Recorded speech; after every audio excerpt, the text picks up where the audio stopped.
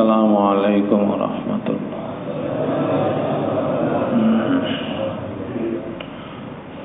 نحمده ونستعينه ونستغفره ونؤمن به ونتوكل عليه ونعوذ بالله من شرور أنفسنا ومن سيئات أعمالنا. من يهده الله فلا مضل له ومن يضلله فلا هادي له. وأشهد أن لا إله إلا الله وحده لا شريك له. وأشهد أن سيدنا ونبينا وشفيعنا وحبيبنا ومولانا محمدا عبده ورسوله صلى الله تعالى عليه وعلى آله وأصحابه وبارك وسلم تسليما كثيرا كثيرا.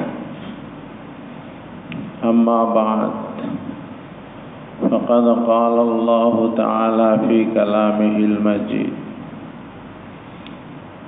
بل تؤثرون الحياة الدنيا والآخرة خير وأبقى.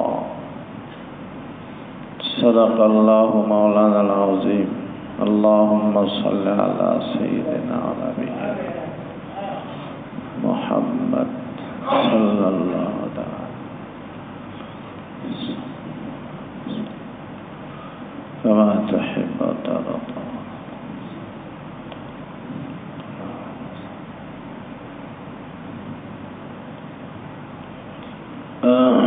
মুহতারাম হাজিরিন, একটা কঠিন রোগ আমাদের দিলে ভর করতেছে এবং যতই জমানা সামনের দিকে যাচ্ছে ততই এটা কঠিনতর হচ্ছে।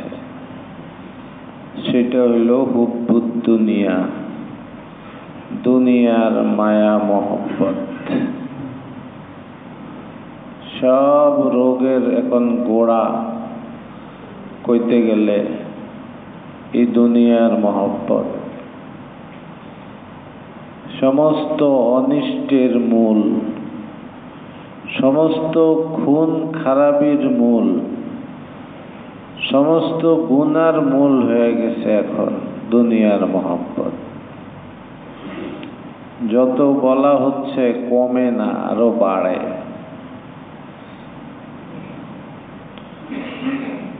দুনিয়ার এই মহব্বত আল্লাহ তাআলা পছন্দ করেন না, আল্লাহর রাসূল সাল্লাল্লাহু আলাইহি ওয়াসাল্লাম পছন্দ করেন না।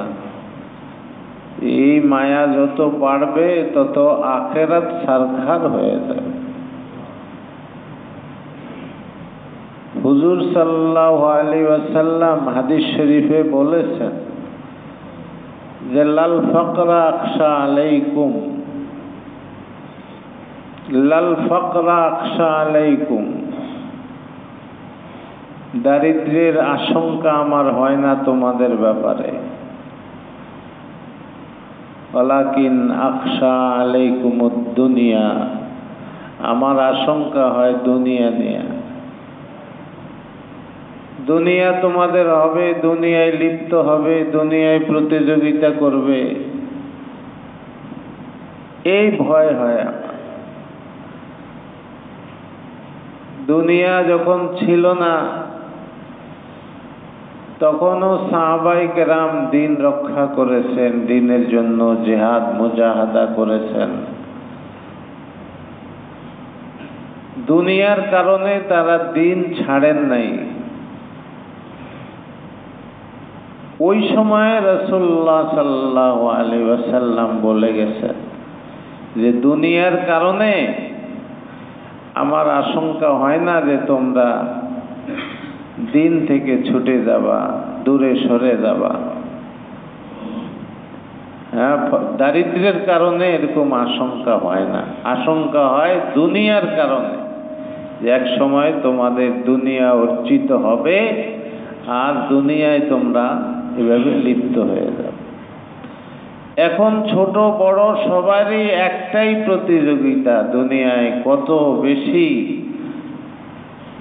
আয় রোজগার করা যায়, কত বেশি দুনিয়ায় মাল সম্পদ জমানো যায়, এই ধান্দা, এই ফিকির। আল্লাহ তাআলা একদিকে ইঙ্গিত করছেন কোরআনে কারীমে, বাল তুসিরুনাল হায়াতাদ দুনিয়া, বরং তোমরা দুনিয়ার পার্থিব জীবনকে তোমরা প্রাধান্য দাও, এটা কি প্রাধান্য দাও, অথচ ওয়াল আখিরাতু খায়রুন ওয়া আবকা, আখিরাত বেহতর, উত্তম, খায়রুন উত্তম দুনিয়ার চেয়ে, আবার আবকা স্থায়ীও বটে। এটা তো ক্ষণস্থায়ী, যতই কামাও না কেন সব কিছু রেখে তোমাকে চলে যেতে হবে, খালি হাত। হ্যাঁ, খালি হাত চলে যেতে হবে, কিচ্ছু নিতে পারবে না, নিলেও কোনো কাজ হবে না। স্বর্ণ গয়না অনেক কবরে নিয়ে গেল, লাভ হইব? কোনো লাভ হবে না।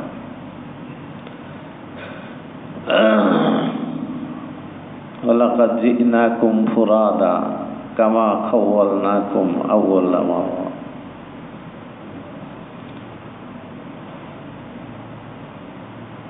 ওয়ালাকাদ জি'তুমুনা ফুরাদা, একা একা আসবে আমার কাছে, প্রত্যেকেই একা একা, কোনো কিছু নিতে পারবে না। অথচ সেইটার পিছনে দুনিয়ার মায়া বুঝে আসছে, দুনিয়ার গুরুত্ব বুঝে আসছে। আল্লাহ পাক পরওয়ারদিগার সূরা ঈদে নাজিআত পড়া হয় অনেক সময় ফজরের নামাজে, ওই সূরার শেষে আম্মা মান তাগা ফা আম্মা মান তাগা ওয়া আসারাল হায়াতাদ দুনিয়া ফাইনাল জাহিমা হিয়াল মাওয়া। কেউ যদি সীমা লঙ্ঘন করে, শরীয়তের দেওয়া সীমা সে মানে না,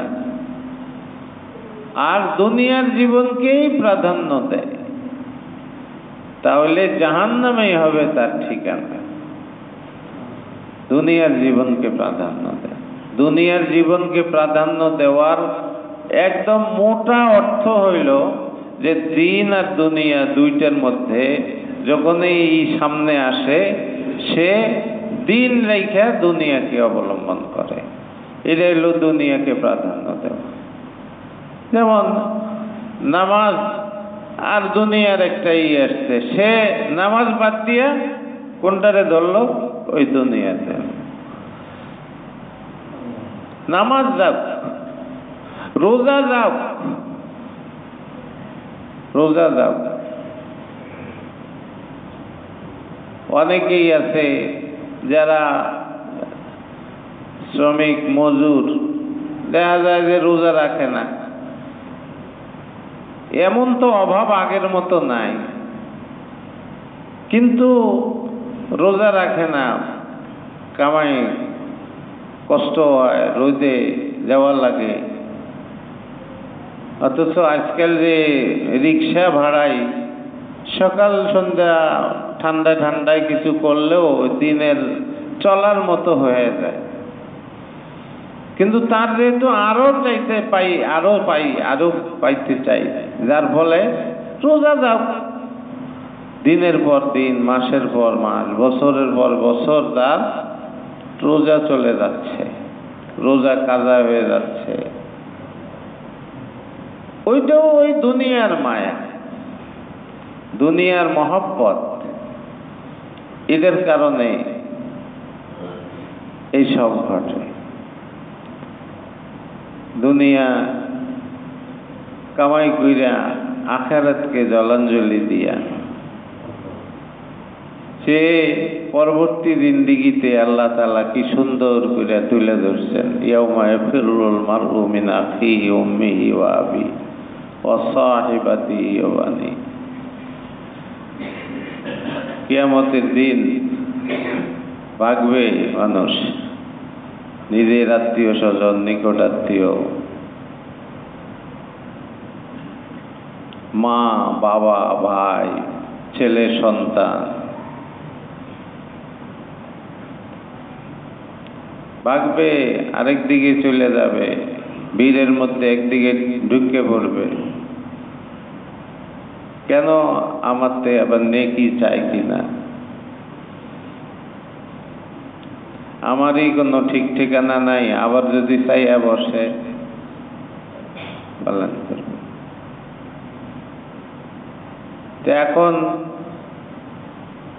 এরকমও আছে যে অস্বীকার করে বলবে যে না, মায় বলবে তুমি আমার সন্তান না, বাবা বলবে তুমি আমার সন্তান না, চাচা আপন জান বাসা। এখন তো দুনিয়াতেই এই নজির হইতেছে, ঘটতেছে। ওই 15 লাখ টাকার খাসি কিনবার গিয়া ধরা পড়ছে, কয় হ্যাঁ বাবারে কোরবানি দিছে, বাবাও হ্যারে কোরবানি দিছে। বুঝলেন? বাবারে কোরবানি দিছে মানে বাবার কোরবানির ঈদ মাটি হয়ে গেছে। এরপরে সাংবাদিকরা যখন নেওয়া শুরু করছে যে 15 লাখ টাকার খাসি কিনে তার বাবার আয় কি, এরপরে তো দেশের সর্বনাশ। এতদিন যা গোপন ছিল, এখন এই খাসি কিনবার গিয়ে কি হয়ে গেছে। আয় হায়, এ বাবা অস্বীকার করলো যে এই নামে আমার কোনো সন্তান নাই। আয় হায়, দুনিয়াতেই অস্বীকার করে বইছে। সাংবাদিকরা তো ছাড়ে নাই, একেবারে এর মা কেটা, এর বাড়ি কই, নানার বাড়ি কই, মামার বাড়ি কই, সব তন্ন তন্ন কইরা খুঁজে বাইর কইরা আনছে যে এই বেটারই ছেলে। বেটা ফোনও ধরে না, মেসেজ দিলে মেসেজেরও জবাব দেয় না, কেমনে মুখ দেখাইব? সন্তান রে দুনিয়াতেই সে অস্বীকার করছে। আয় হায়, নজির দুনিয়াতে আমাদের সামনে। নজির আখিরাতের এইটা বুঝে সহজ হইছে। দুনিয়াতেই দেখো একটু বিপদে পড়লে সন্তানরে অস্বীকার করে বসে, আখিরাতে আদৌ কত কঠিন। দুনিয়ার মায়া, দুনিয়ার মহব্বত দিল থেকে বের করতে হবে। দিল থেকে বের করতে হবে, মনে মনে মৌতের চিন্তা করতে হবে। দুনিয়া যে ক্ষণস্থায়ী, এদের চিন্তা করতে হবে। ওই এক পুলিশ কর্মকর্তা এখন বউ বাচ্চা নিয়ে বিদেশে পাড়ি জমাইছে। আয় হায়, কত 100 বিঘা জমি। হ্যাঁ, কি হইল? দুনিয়াতেই মান ইজ্জত খোয়াইল। কি হইল লাভ বলেন? দুনিয়াতেই মান ইজ্জত খোয়াইল। আখেরাত তো পরে, যেটা সামনে আসতেছে। এখানেও ইজ্জতের জিন্দেগি পাইল না, পালায়ে চলে গেছে বিদেশ, কিন্তু ইজ্জত কোথায়?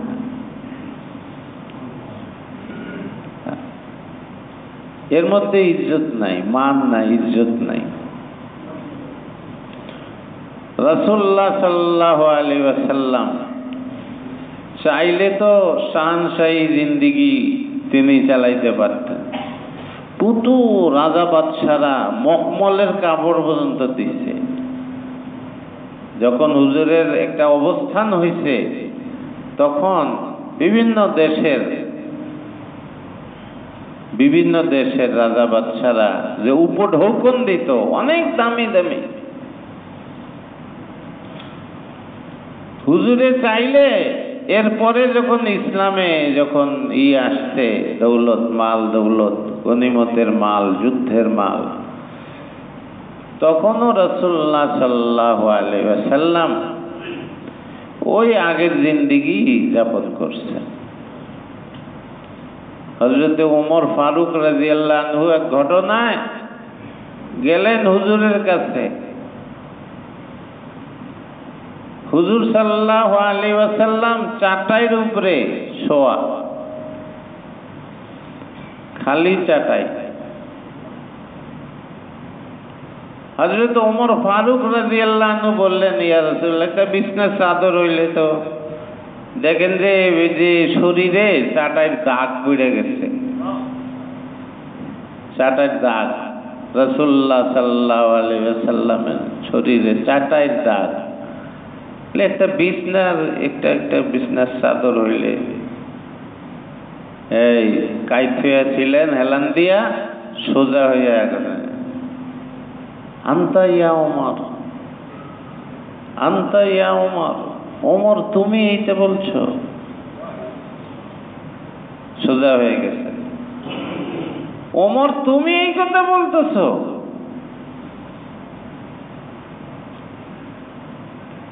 মালি ওয়ালিদ দুনিয়া, দুনিয়ার সাথে আমার কি সম্পর্ক? দুনিয়ার সাথে আমার কি সম্পর্ক?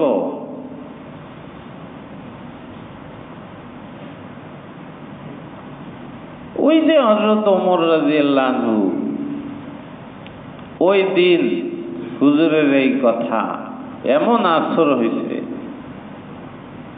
পরের জিন্দেগি উনি যখন আমিরুল মুমিনিন হইলেন এইভাবে জিন্দেগি কাটাইছে। মালি ওয়ালিদ দুনিয়া, কোনো পরিবর্তন নাই, জিন্দেগি ওই যেভাবে ছিল ওইভাবে। ওনার আমলে তো সবচেয়ে বেশি ইসলাম ছড়ায় পড়ছিল। এদিকে দুই পরাশক্তি ওনার আমলেই কি হয়ে গেল, কাজ হয়ে গেল। পৃথিবীর দুই পরাশক্তি, ইরান কেন্দ্রিক পারস্য সাম্রাজ্য আর রোম কেন্দ্রিক সেই হেরাক্লিয়াস, রোম সাম্রাজ্য, রোমক, হেরাক্লিয়াস ছিলেন প্রধান।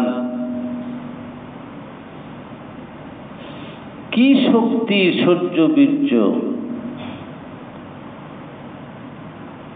পারস্য সাম্রাজ্যকে একবার নিস্তানাবুদ করে দিল রোমকরা। একবার এরা করছে, একবার ওরা করছে। দুই শক্তি খুব সহজে কি হয়ে গেল, ইসলামের কাছে পরাস্ত হয়ে গেল। এই খাইয়া না খাইয়া সাহাবায়ে কেরাম জিহাদ করেছেন, দ্বীনের জন্য মেহনত করেছেন।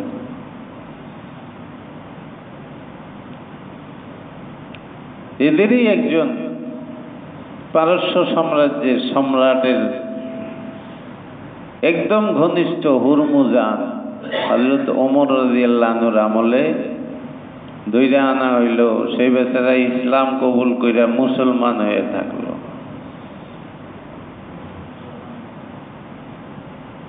এ তো বিশাল সাম্রাজ্য। মদিনায় খাদ্যাভাব দেখা দিচ্ছে, চিঠি লিখে পাঠাইলেন আমর ইবনুল আস, মিশর বিজয়ী, পুরা আফ্রিকা ওনার হাতেই বড় অংশ।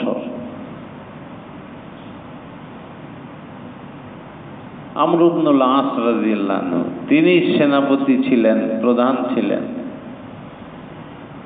চিঠি লিখে পাঠাইলেন যে কিছু খাদ্যদ্রব্য থাকলে পাঠায় দাও মদিনায়, এটার অভাব দেখা দিছে। তিনি খাদ্যদ্রব্য পাঠানোর আগে চিঠির জবাব দিচ্ছেন, চিঠি পাঠায় দিচ্ছেন, আমিরুল মুমিনিন কোনো চিন্তা করবেন না, এত খাদ্যদ্রব্য আমাদের এখানে আছে যে উটের পিঠে কইরা যদি পাঠাইতে থাকি তো প্রথম উটটা মদিনায় গিয়ে পৌঁছবে, শেষ উটটা এখনো আমাদের কাছেই থাকবে। মদিনার থেকে মিশর পর্যন্ত একটার পরে আরেকটা উট, একটার পরে আরেকটা, এইভাবে সিরিয়ালে পাঠাবো। প্রথম উটটা আপনার হাতে পৌঁছবে আর শেষ উটটা আমাদের হাতেই থাকবে। এত খাদ্যদ্রব্য। কিন্তু হযরত ওমর রাদিয়াল্লাহু আনহুর জিন্দেগি যেমন আগে ছিল ঠিক ওইরকমই, কোনো পরিবর্তন হয় নাই। দুনিয়া টাচ করে নাই, দুনিয়া ওনাকে টাচ করতে পারে নাই। ওই যে ওই দিন শুনছেন, আনতা ইয়া ওমর, ওমর তুমি এই কথা বলতেছ, তুমি। আর বললেন মালি ওয়ালিদ দুনিয়া। ওই যে শিক্ষা হইছে হযরত ওমর রাদিয়াল্লাহু আনহু, দুনিয়া টাচ করে নাই। সফল রাষ্ট্রনায়ক পৃথিবীর ইতিহাসে গান্ধী পর্যন্ত তাকে আদর্শ রাষ্ট্রনায়ক মনে করে। মহাত্মা গান্ধী তার বইয়ের মধ্যে লিখছে আদর্শ রাষ্ট্রনায়ক হযরত ওমর ফারুক। আর দি 100 কথা তো শুনছেন আপনারা, সেখানে হযরত ওমর রাদিয়াল্লাহু আনহু সফল রাষ্ট্রনায়ক ছিল। ইতিহাস তাদেরকে স্মরণ করে। আর টাকার কুমির দ্বারা এরা দুনিয়াতেই আস্থা করে নিক্ষিপ্ত হয়, আখেরাত তো পরের কথা। দুনিয়াতেই তার মান ইজ্জত সম্মান সম্ভ্রম মাটির সঙ্গে মিশে যায়। ওই ভদ্রলোক বলছে 15 লাখ টাকার খাসিওয়ালা যে আমার ঈদ মাটি হয়ে গেছে এই এক ঘটনায়। 38 না 34 লাখ টাকা 4টা গরু আর এই 15 লাখ টাকা একটা খাসি। 38 আর 15 কত হয়? হ্যাঁ, এই এত লাখ টাকা, ঈদটাই মাটি হয়ে গেছে। এখন সামনে তো আরো আছে, এটা তো রেট শেষ হইতেছে না, রেট শেষ হবে না। যেহেতু ছেলে অস্বীকার করছেন, বাইরে হইলে তো সাংবাদিকে ধরবো, অন্যরা ধরবো। এবং এখন ওই যে তার আয় ইনকাম কত, চেয়ারম্যান রে ধরছে, এনবিআর এর চেয়ারম্যান রে, যে আপনার লোক, আপনার চেয়ারম্যান কই আমি এই প্রশ্নের উত্তর দেব না, কোনো মতে কাটায়া গেছে। কয়দিন কাটাইব, কেমনে যাইব? এখন তার সম্পদের এটাও খবর আসতেছে যে কত সম্পদ তার আছে। ছেলে 3 কোটি টাকা দামের গাড়ি হাঁকায়, 3 কোটি। একটা গাড়ির দাম 1,85,00,000 টাকা, 1,85,00,000। আরেকটার দাম হচ্ছে 1 কোটি টাকা। আরো আছে অন্য আরো। এখন বানাইছে কয় খাসি, এটা তার মামু একজন দুবাই বড় ব্যবসায়ী, ওই মামুর জন্য কিনছে। আরে বাবা, প্রথমে কইতাতে বাপু বাচ্চা যায়, বাপু আর তোমারে অস্বীকার করে না। হ্যাঁ,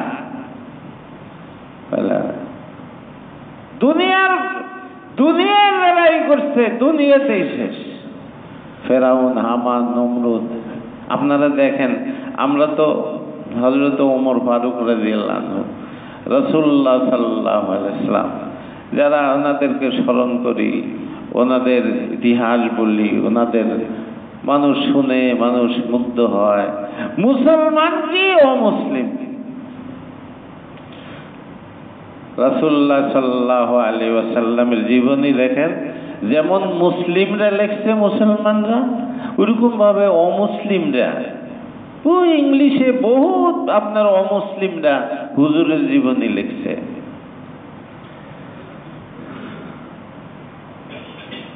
সর্বশেষ দেখতে চাইলে একটা বইয়ের উদ্ধৃতি দিই আপনাদের কাছে, মহানবীর মহাজীবন।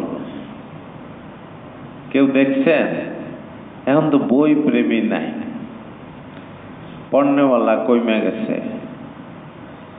মহানবীর মহাজীবন বইটা জোগাড় করে অধ্যাপক আবু জাফর,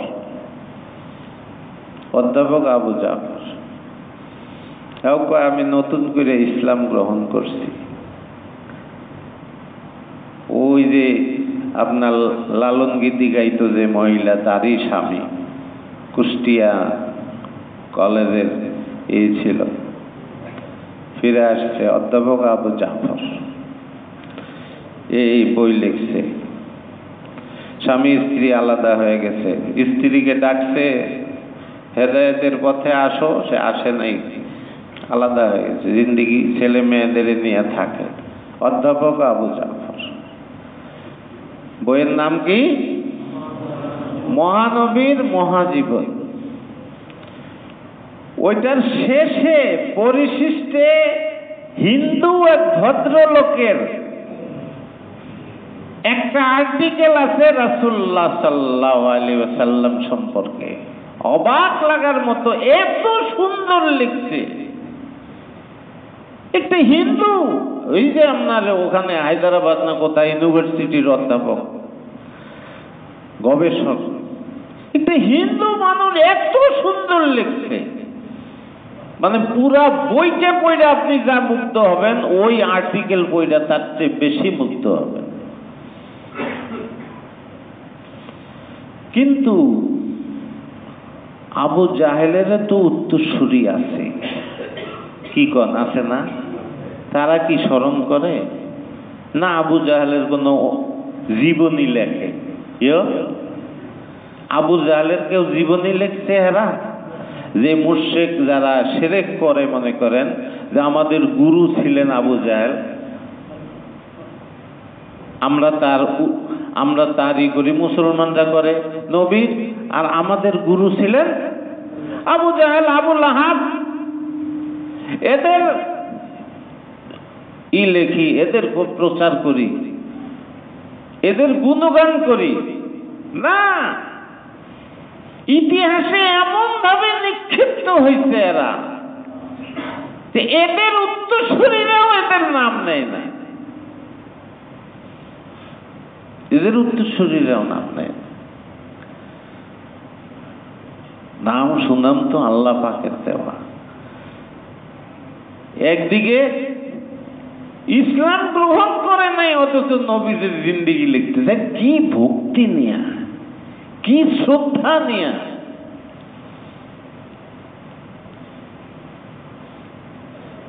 তো এটা এই যে দুনিয়ায় জড়া নেয়, ওনাদের জিন্দেগি ছিল স্বর্ণের মতো। আর এই কারণে সারা পৃথিবীতে এই সুবাস ছড়াইতেই আছে, কিয়ামত পর্যন্ত ছড়াইতে থাকবে ইনশাআল্লাহ। আর যারা ওই ইতিহাসে রাস্তা করে নিক্ষিপ্ত হয়েছে, নিক্ষিপ্তই হইতে থাকবে, ও আর উঠে আসবে না।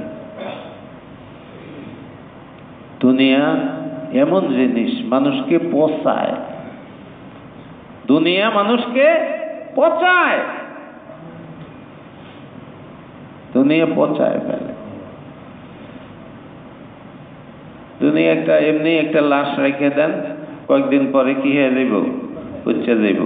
দুনিয়ার আসর এটা। তা এই দুনিয়ার সাথে যত বেশি জড়িত হবে, সে তত বেশি পচবে, পচতে থাকবে। মনে করতেছে যে ভালো অনেক মান ইজ্জত পাওয়া যাইতেছে, ওরকম ফেরাউনও পাইছিল। আজকে ফেরাউনের স্মরণ করার মতো লোক নাই। কি দুর্দণ্ড প্রতাপ নমরুদের, আজকে তাকে স্মরণ করার মতো কেউ নাই। একটা মানুষও স্মরণ করে না ফেরাউন নমরুদ। তুই ফেরাও ওখানে রে ওদের মমি কইরা রাখছে, কোনটা সেই ফেরাউন এটা চিহ্নিত করাও মুশকিল হয়েছে। যে মুসা আলাইহিস সালামের জমানায় যে সলিল সমাধিদার হইল, সেই ফেরাউনটা কোনটা? ফেরাউন তো এদের রাষ্ট্রীয় একটা খেতাব, প্রধান যে থাকে, আমাদের এখানে বলে প্রেসিডেন্ট, ওখানে বলতো কি ফেরাউন। এখন মুসা আলাইহিস সালামের জমানায় কোন ফেরাউন এইটা চিহ্নিত করাও মুশকিল। তো চিহ্নিত করাই মুশকিল হয়ে গেছে, তাকে স্মরণ করবো কি? এই জন্যে দুনিয়ার সঙ্গে সম্পৃক্ততা কমান। রাসূলুল্লাহ সাল্লাল্লাহু আলাইহি ওয়াসাল্লাম বলছেন, একটা ক্ষুধার্ত নেকড়ে বাঘ বকরির পালে যা ক্ষতি করতে পারে, তার চেয়ে অনেক বেশি ক্ষতিকর হইল দুনিয়ার মহব্বত। দুনিয়ার মহব্বত, পদের মহব্বত আর দুনিয়ার মহব্বত, দুইটার কথা বলছে। এই মহব্বতই সবকিছু শেষ করে দিল। আজকে বাংলাদেশ অনেক উন্নত হয়ে যাইত এই আমলাদের এই বড় বড় দুর্নীতি যদি না থাকতো। আজকে গরিব মানুষ যে সে এই দুনিয়ায় তার যে মৌলিক অধিকার, এই অধিকার সে প্রাপ্ত হইত, লাভ করত, অন্তত সহজভাবে ডাইল ভাত খেতে পারত। কিছু মানুষ সম্পদ হাজার কোটি টাকা, লাখ কোটি টাকা, এটা অন্য জায়গার থেকে আসে নাই। এর মধ্যে দেশের জনগণের প্রত্যেকটা মানুষের হক আছে।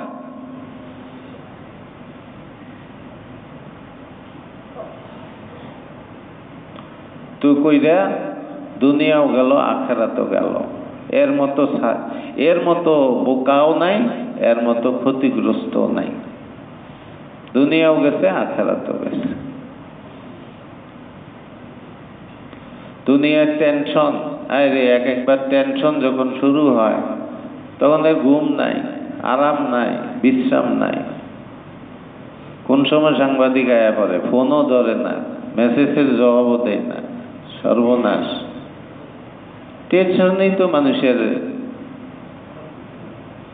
অবস্থা খারাপ হয়ে যায়, স্ট্রোক করে বসে। দুনিয়ার শান্তি কোথায়? আল্লাহ তাআলা আমাদের বুঝ পয়দা কইরা দেন। ওয়া আখিরু দাওয়ানা আলহামদুলিল্লাহি রাব্বিল আলামিন।